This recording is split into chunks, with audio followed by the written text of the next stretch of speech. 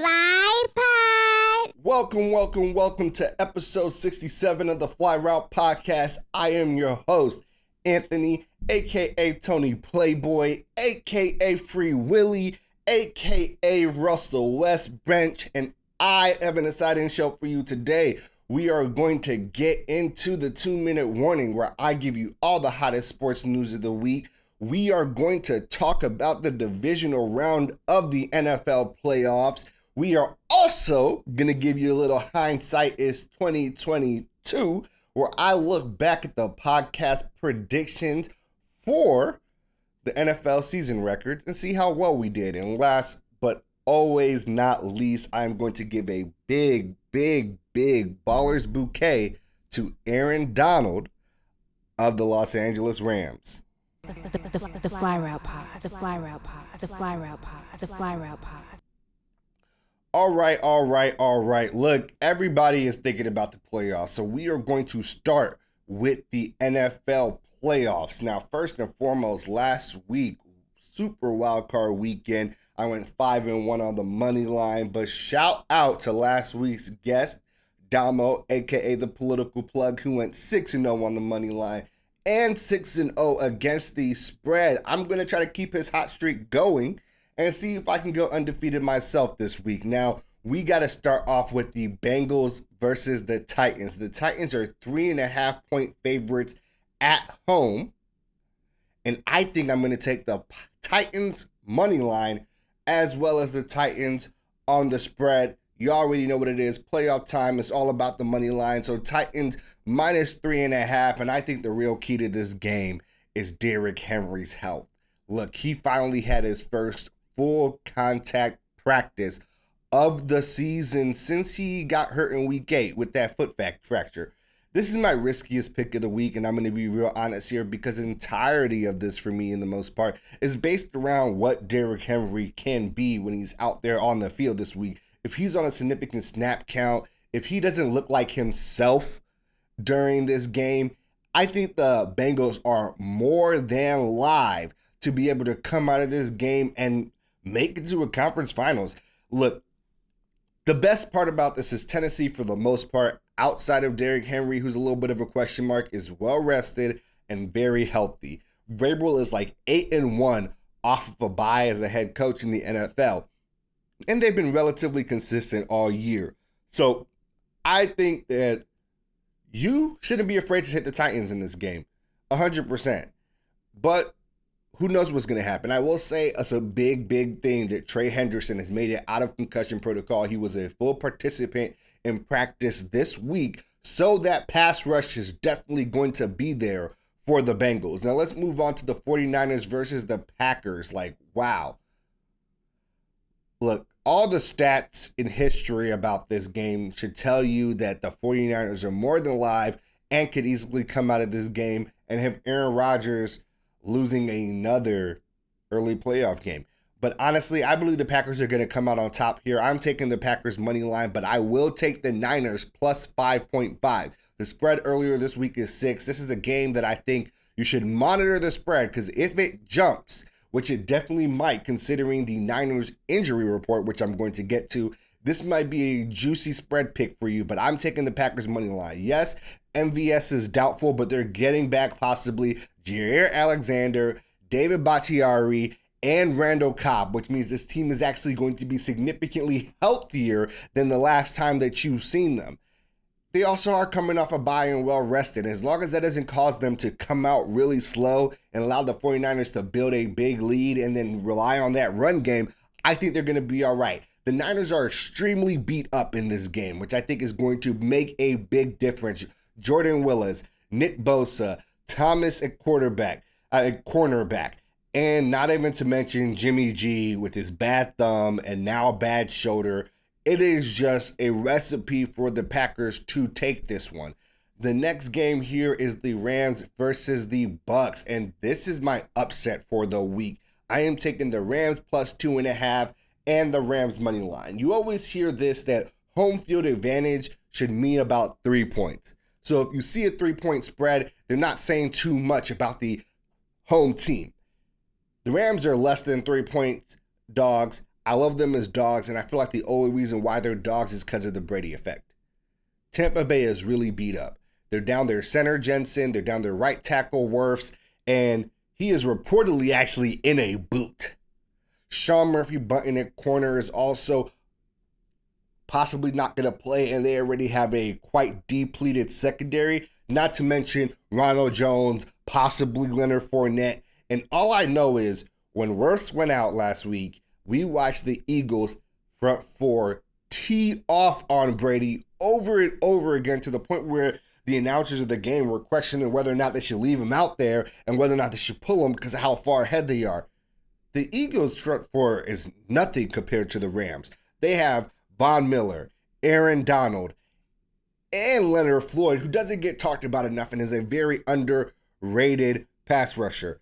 Jalen Ramsey is going to be following Mike Evans all game long, and historically, he has been able to get the best out of Evans more often than not, which means that he might be able to handle that on one-on-one coverage, allow them to double-team Gronk, and make Brady's day a living hell. I love the Rams in this matchup. Last game here, and I think this might be the most exciting game of the week, is the Bills versus the Chiefs. The Chiefs are only 1.5-point favorites. Only 1.5-point favorites. I'm taking that 1.5, and I'm also taking the Chiefs money line. I think people are overestimating that Bills win and how the Bills just completely dismantled the Patriots. Because on the other side, the Chiefs also kind of completely dismantled the Steelers. Clyde Edwards-Helaire should be back and healthy this game. Jerick McKinnon as a supplementary back looked great last week. I don't think the Bills have it. Honestly, I think the Bills are a frequently up and down team. They have not been able to show us consistency this season. So after a big performance last week, I expect them to temper a little bit back down. The Chiefs have been quite consistent, and they are willing to take what defenses are giving them and be more methodical going down the field. I think that is definitely going to benefit them in this game, and the Chiefs will top out the Bills yet again in the playoffs. Look, those are the picks for this week. Let me know if you're going to ride with me or if you're going to fade, and we will keep it moving. Y'all is Tony Playboy. All right. We are going to get into the 2-minute warning, and we have a lot to talk about. Look, the first thing here is I wanted to open up this segment talking about how Bulls fans should take a breath. I wanted to tell Bulls fans it's all going to be okay. We've been extremely depleted. Yes, we lost 4 in a row, but in that 4 in a row, we had lost DJJ, we had lost Zach LaVine. Like, we didn't have Caruso when we were losing that. He just came back. We beat that little slide. He had the best plus minus on the team that night, plus 18. Like, that's where I was going to go. But now I can't go there no more because it's legitimate time to not panic, but be very worried as a Bulls fan because we were just turning the corner to get healthy again. We were so close. And now things have went down again.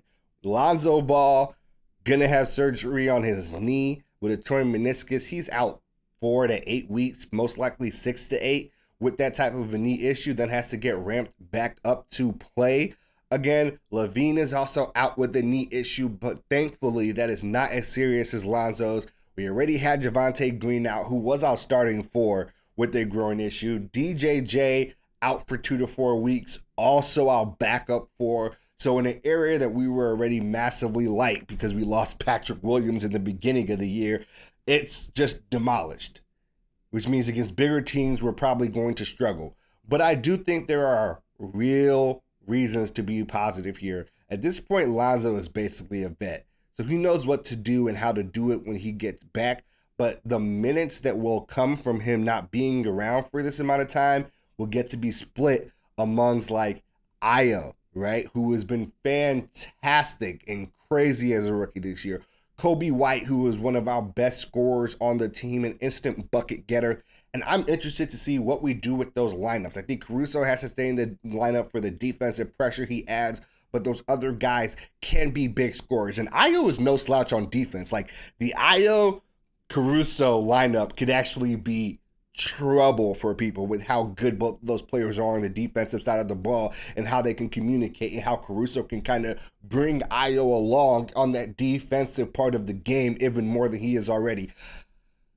But that being said, I wouldn't be surprised to see it slide to third or fourth in the East, just to be perfectly honest. Like, the Heat have been trending upwards very quietly in the East. They're sitting around the second seed right now. We also know that even though the Nets are down KD for a while, they got Kyrie back for some of those road games, and that should help them out significantly. Let's keep it moving. Yo, why aren't we talking enough about Kirk Cousins to the Steelers? It doesn't feel like he is in the long-term plans of the Vikings, especially with the amount of money that he costs. Last year, second-round pick, the Vikings drafted Kellen Mond. And if you heard my conspiracy theory many a times, I believe that part of the reason why Zimmer got fired was because he did not start Kellen Mond, I think week 16, when Kirk Cousins was out with COVID, and instead started Sean Mannion. Kirk Cousins gets a lot of flack for the fact that the Vikings only went 8-9 this year. But Kirk Cousins is also Pro Football Focus's fourth highest graded quarterback at 86.1. And they actually had a decent suggestion in which the Steelers would send over a first and a second, offset the years, and get Kirk Cousins. And this draft is not a QB draft. So people thinking that the Steelers are going to go for a guy like Pickett, possibly if he drops. But I don't see them overreaching for a guy like Pickett in this draft. This has not been a QB draft, and we were told that like 9 months ago. Every year, someone's draft status gets elevated at the quarterback position that it should not. And all those years, frequently the same bad organizations fall for the rising stock of a guy for like the last several years everybody said was not it.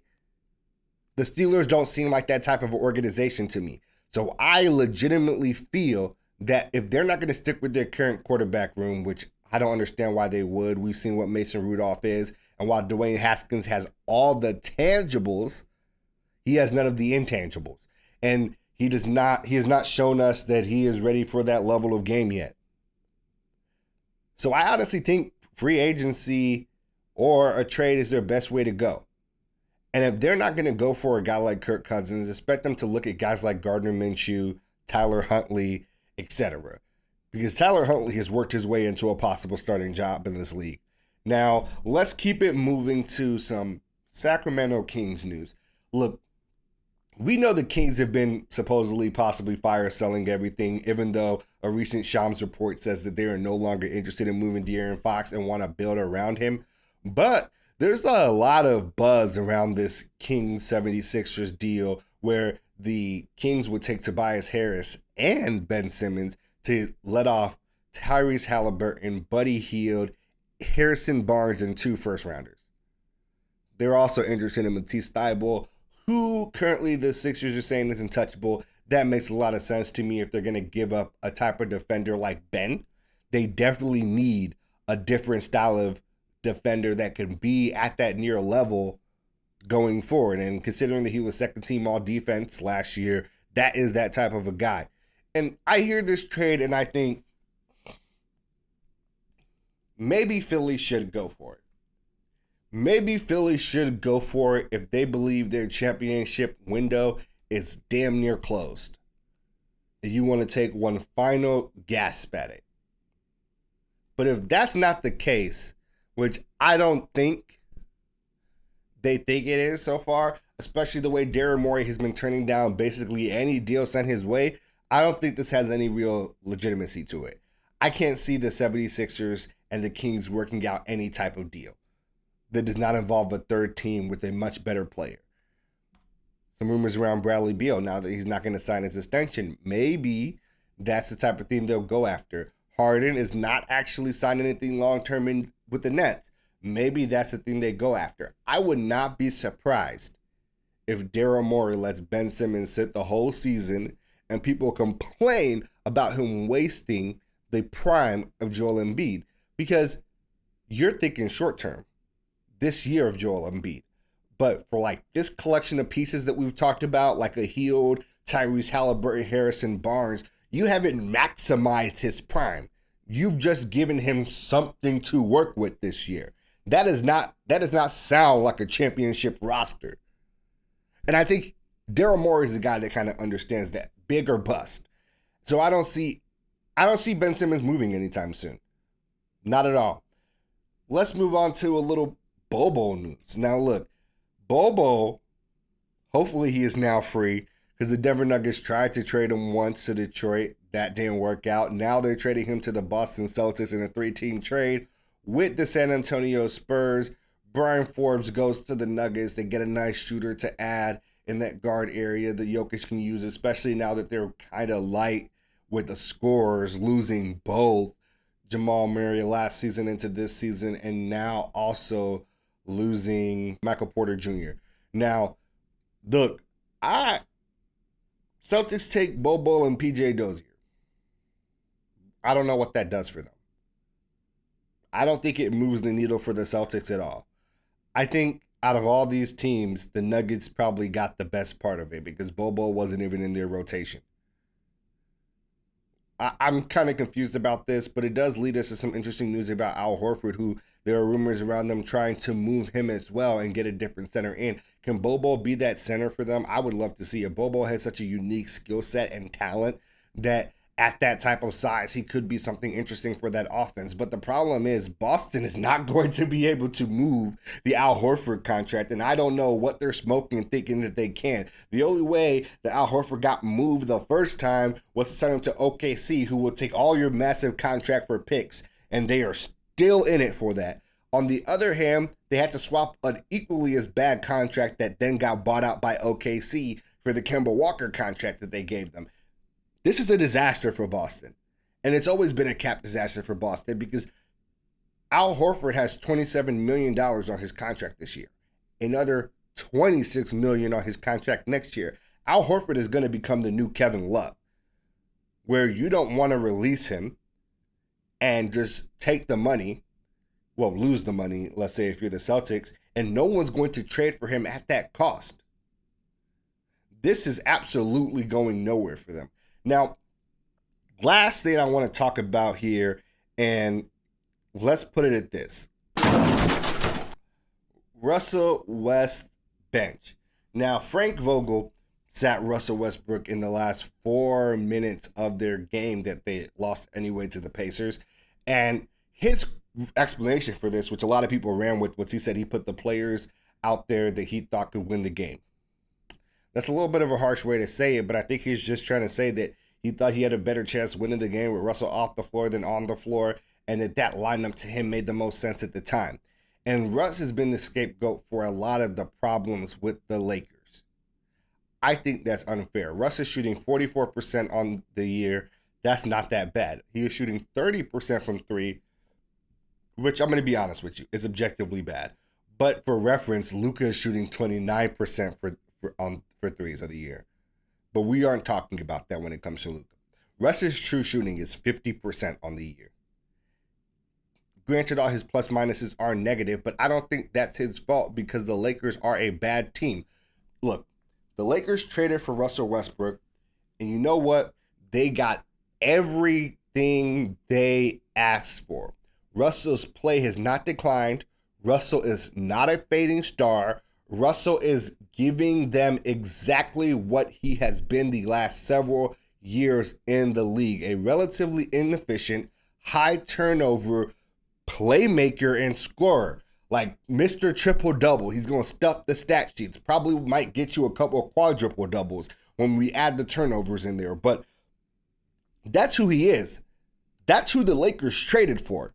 And now, for some reason, they're shocked that it did not fucking work. That LeBron, who is essentially a quasi-point guard at the three, is not going to work with ball-dominant Russell Westbrook, who needs to run the floor and the fast break at all times with an old team that is significantly slower than, like, let's say, the Wizards he had last year. The Wizards were able to get out fast with, like, Bradley Beal, Daniel Gafford, who came over from the Bulls, a young five. They were able to play fast. That is not what the Lakers can really do right now. And granted, a lot of this panic is coming from when, like, look, they ain't playing with AD. They missed Brown for an extended period of time earlier in the year. But now Russ is a scapegoat, even though Russ is exactly everything he has always been and is exactly what was advertised to you when you traded for him.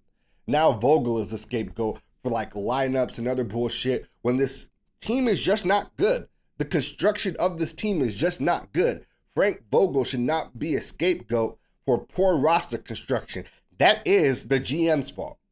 That is, I assume, partially LeBron's fault because we all feel like he's quasi-GM. And this is going to be more difficult than not to fix because it's going to be hard to move a contract like Russell Westbrook's. We hear all the rumors about, oh, the Lakers are interested in Jeremy Grant. Like, no, you aren't. You don't got Jeremy Grant money. Sit that shit down somewhere. Wait for the buyout market because that's all you got.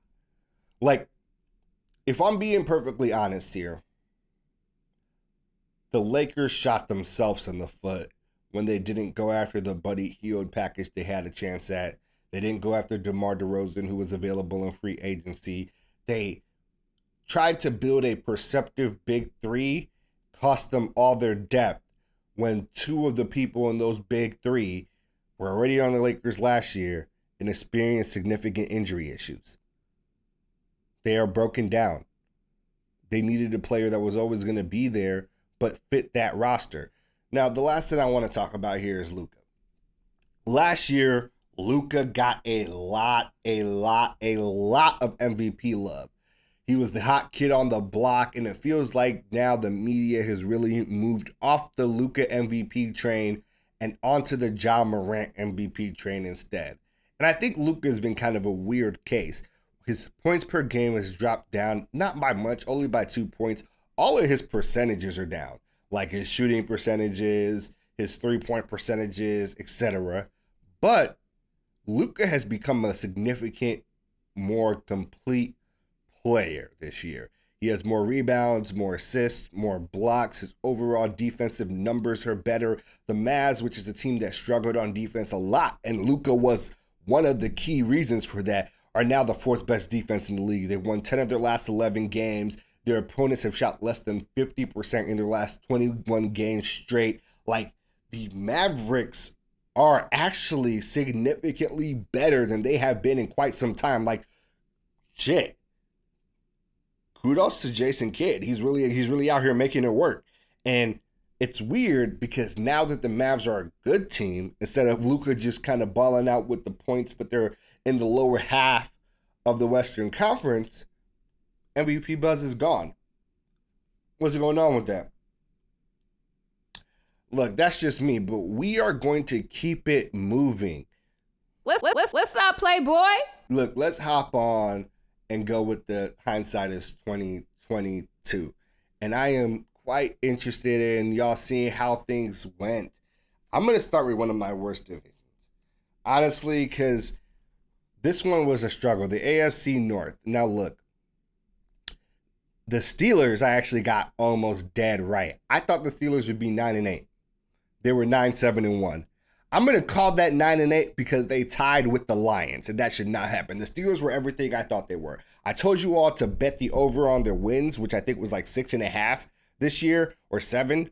Look, crazy easy money. The Steelers are the Steelers. Mike Tomlin is Mike Tomlin. He does not have losing seasons. He had an even record with Mason Rudolph.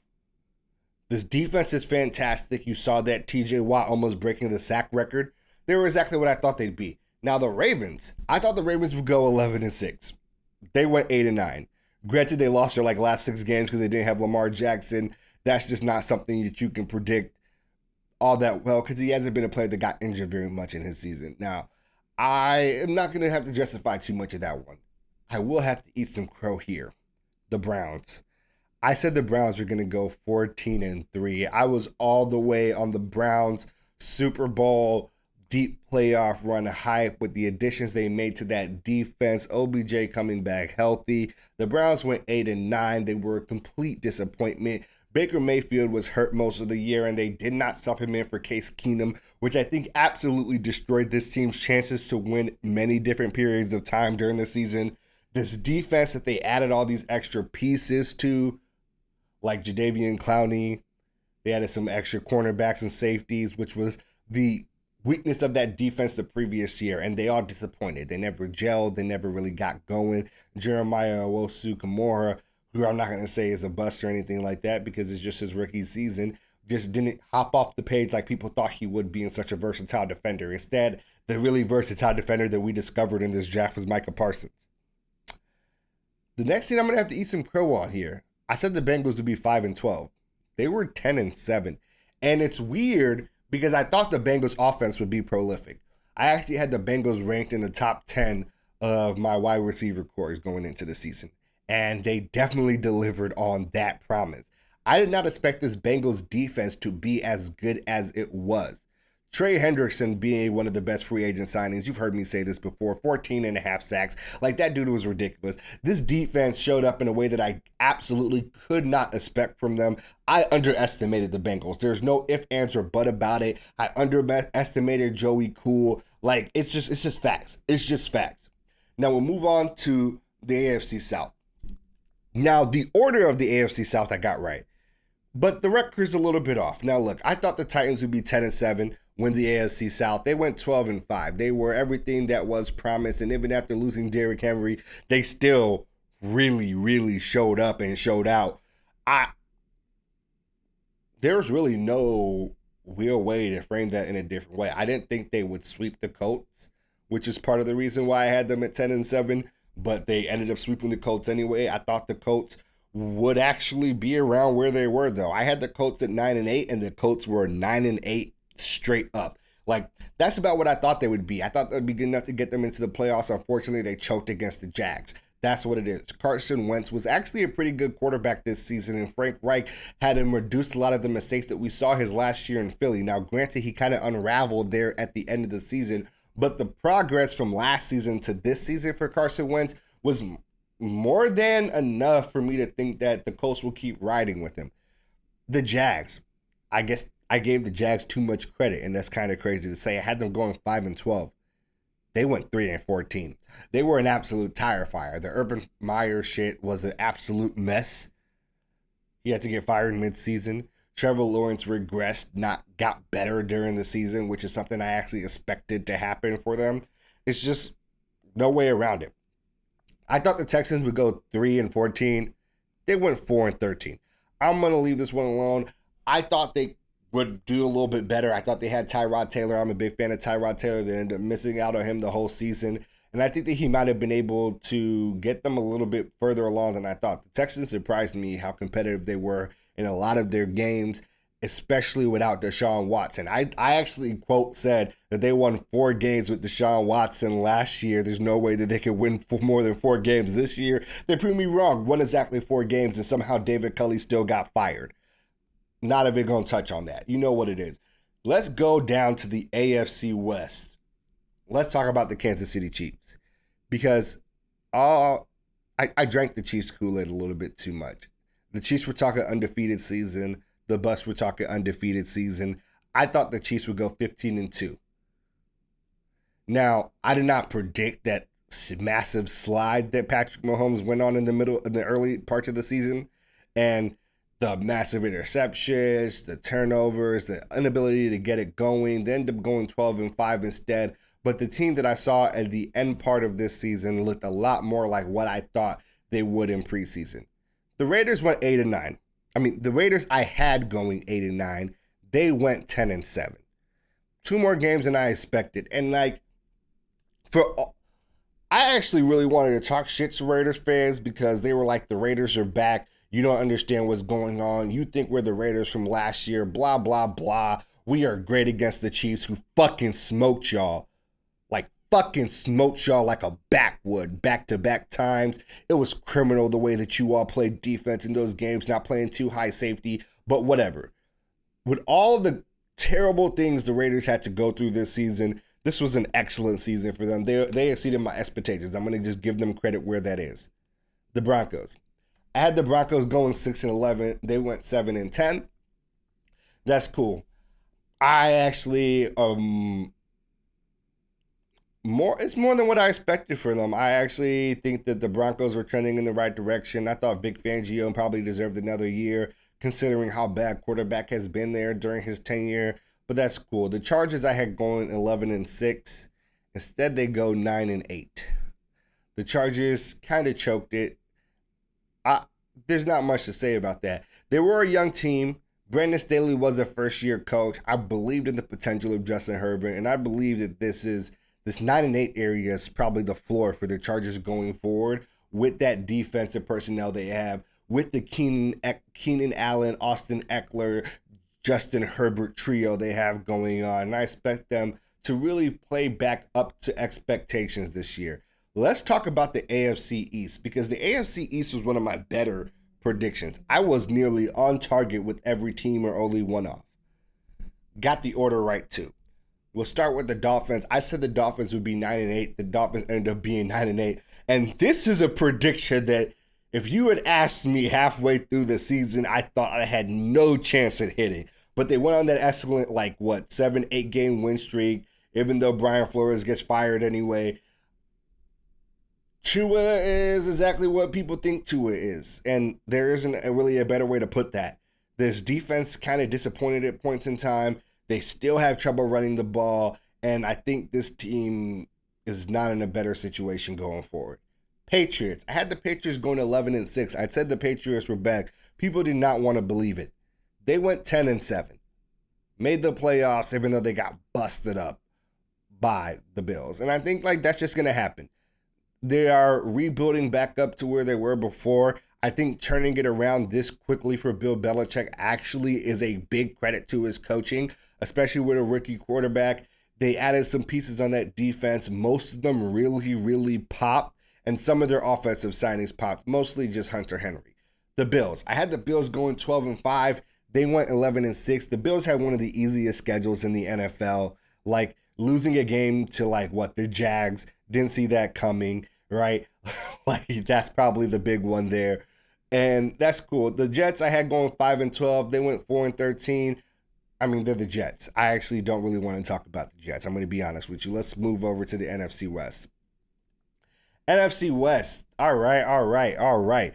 This is another one where I thought all these teams would do really well. And I started off the season thinking the Cardinals would actually be the odd man out of the playoffs in this division if anyone did not make this division. From this division did not make the playoffs. But instead, ended up being the Seahawks. I thought the Seahawks would go 10-7. They went 7-10. Straight flipped the board on me.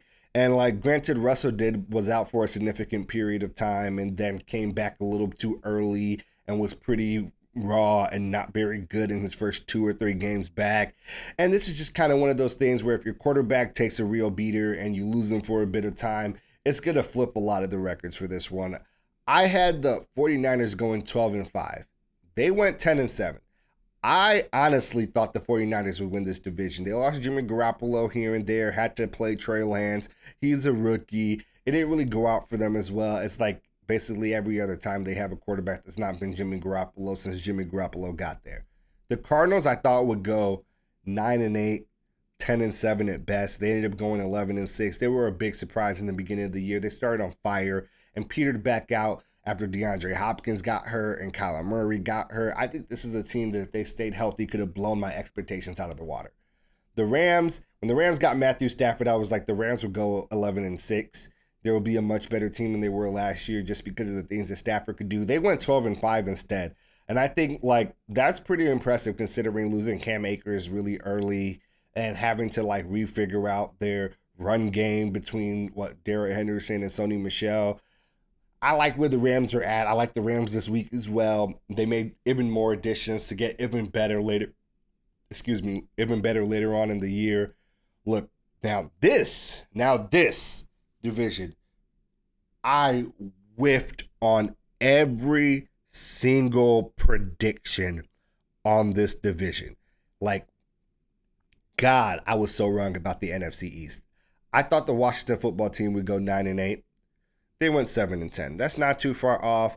They did have to start Taylor Heineke all year, and I made this prediction believing in Ryan Fitzpatrick being able to take this team to the next level. The Curtis Samuel signing being able to open things up, especially for Terry McLaurin. He ends up playing like almost no games all season long, and they still go 7-10. Like, they were fighters, and that defense was god-awful this year compared to expectations. Like, people thought this was going to be a number one defense in the league, possibly a like top 3 defense in the league, if not number one. It was atrocious. Chase Young did get hurt partway through the year, but he wasn't good when he was playing before he got hurt. We'll move on to the Giants. Look, the Giants, I had them going 8-9. They went 4-13. Joe Judge gets fired. I mean, like, the Giants weren't good when they did have Daniel Jones healthy. Then they were starting Mike Glennon.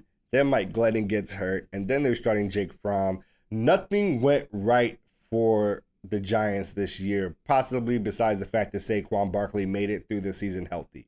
Kenny Golladay was hurt all season but played and was kind of iffy. It just wasn't a good look for them.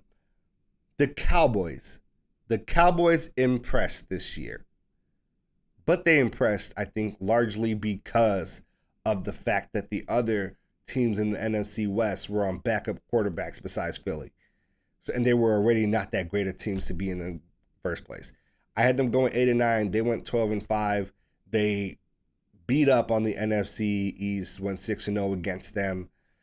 Maybe I should have seen that part coming. And then went 6-6 the other way around. Look, Cowboys were a first-round exit. They were kind of the team that I didn't think would be as good as they were, but still ended up having the same flaws in the end. I thought the Eagles would go 6-11. I did not believe in Nick Sirianni. I did not really believe in Jalen Hurts yet, even though I knew he could get it done with his legs. I did not believe in a lot of their wide receivers. I'm just going to be very honest with you, especially Rager. Here we are. They went 9-8, made the playoffs. Like, kudos to them. Like, Nick Sirianni did a great job. They did get thumped by Tampa Bay, but the fact that they made the playoffs in this season altogether was massive.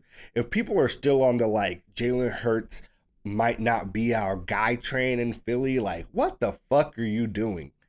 You got this guy. You got a lot of picks. He's cheap right now. He can make most of the throws. He can get it done with his legs. This is time for you to rebuild around this guy and make everything around him significantly better because you have him at that cost. He's like a second-round pick.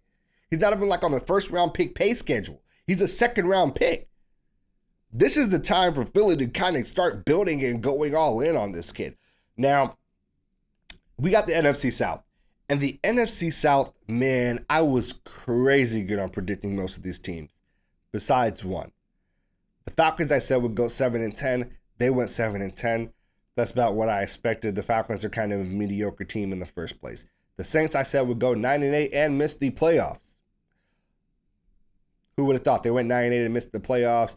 I think that there's a very good possibility, and I'm going to just be honest and reflective here. There's a very good possibility that if Jameis Winston was healthy the entire season, the Saints would have beat this prediction relatively well and made the playoffs anyway. And I did not give Jameis Winston's progression under Sean Payton enough credit coming through the season. I just want to give the Saints that props. I said the Bucs would go 13-4. The Bucs went 13-4. They brought it all back. They were supposed to be this good. There wasn't really anything unexpected or special about this Bucs team. They were exactly what we thought they would be. The Panthers. I thought the Panthers would go 8-9. I really did. I kind of believed in, like, here's what I did not think Sam Darnold would be as bad as he was away from the Jets. I remember Robbie Anderson having 1,000+ yard season, going crazy with Teddy Bridgewater. And Sam Darnold made him look useless. I did not think this team would be great, but they disappointed in ways I was not ready for. Now, the last division I got here is my personal division here. You know, the NFC North. Okay, we're going to talk about my Bears first. You see me rocking the South Side cap. Like, what's up? The Bears, I said, would go 9-8. I truly kind of believed in this. We went 6-11. there was so much wrong with what was going on, the flip-flopping back and forth with the quarterbacks. I had a lot of faith in like an actual progression of like Dalton to Fields when we got things together. We never really got things together, and it's just a little bit disappointing. Now, we got the Lions, and I love this one right here. I said the Lions would go 2-15. They went 3-13-1. When I said the Lions would go 2-15, Lions fans eviscerated me in my YouTube comments.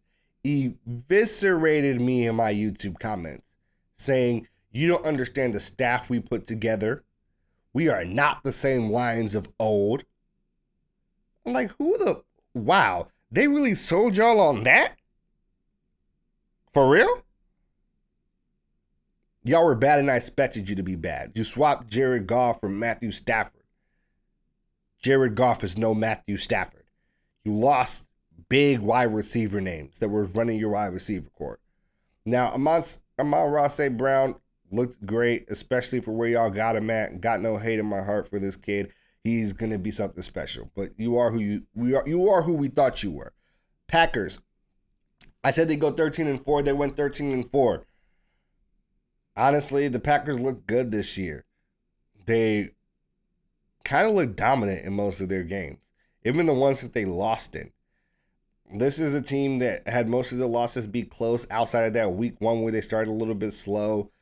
Aaron Rodgers is Aaron Rodgers, continued his dominant performance from last season. He's looking like he's going to go for 2 straight MVPs with Matt LaFleur. This offense is flourishing, and that defense in particular, when they fired their DC and changed it, I did not expect it to have the impact that it did have for them on defense this year. It was pretty impressive. Now, the Vikings, I said, would go 8-9. They went 8-9. The Vikings just seemed like a team that was depleted on the defensive end, which means they give up a lot of points, even though they had a decent offense with a lot of good playmakers. They lost Adam Thielen partway through. I get it. But this is kind of what I expected from a Kirk Cousins-led team, especially in Minnesota. So, look, that's hindsight is 2022. Like, I did pretty good. I'm not going to lie. There were some divisions where I completely flopped on, but I did pretty good overall. Now, let's get into the final segment of the show. Y'all is Tony Playboy. All right. Welcome to the final segment of the show, the heart of the show, Ballers Bouquets. Too often in the media, people only want to focus on the negative and salacious things athletes do and never want to give them their credit where credit is due.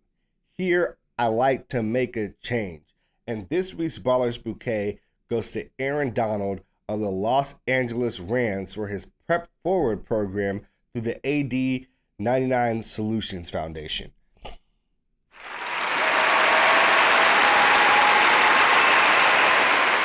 Now look, AD 99 Solutions is Aaron Donald's foundation that is focused specifically on changing the trajectory of Pittsburgh's most vulnerable youth. They provide resources, a safe place that is free, that allows kids to both kind of become better people, become better students and learners, and also forward their dreams when it comes to like athletics and stuff. And Prep Forward is a program that they specifically use for African American students from about 13 to 18 throughout the area of Pittsburgh. And in 2019, they started doing this. And now in 2021, they started opening it up to both male and female students. And they have a curriculum that's just like built to help students succeed in all areas of their life. They provide students with mentorship opportunities, with professional members in the community, which can kind of excel and lead them to jobs later on. They provide weekly one-on-one tutoring for students so students can keep their grades up and get to that next level of life if it's going to be college for them. They do curriculum style learning that's supposed to focus on like communication skills, how to go through a job interview, how to kind of do a lot of the real world things that school never really prepared us for, how to problem solve in innovative ways. And that, if it wasn't enough, during the off season, so their summer, Aaron Donald hosts a camp where he actually participates, and so does his personal trainers. And they kind of just help students that are interested in football. They get to train with Aaron Donald. They get to train with Aaron Donald's trainers. And I always talk about how when they get to see an athlete like Aaron Donald that's from their area, he's from the Pittsburgh area, that went to maybe the same schools, have the same social location as them, it shows them that anything can be possible. And that was this week's Ballers Bouquet. Now look, that's it for episode 67 of the Fly Route Podcast. I appreciate each and every single one of y'all for hopping on, spending some time with me, whether you're listening on YouTube, Apple Music, Audia, Spotify, wherever it is, yo. Thank you for hopping on. Thank you for listening. Each one, reach one, teach one. Send the pod to a friend or something like that. And I'll see y'all next week. Thanks for stopping by. If you enjoyed this video, make sure to drop a like, leave a subscribe so you don't miss any of our content.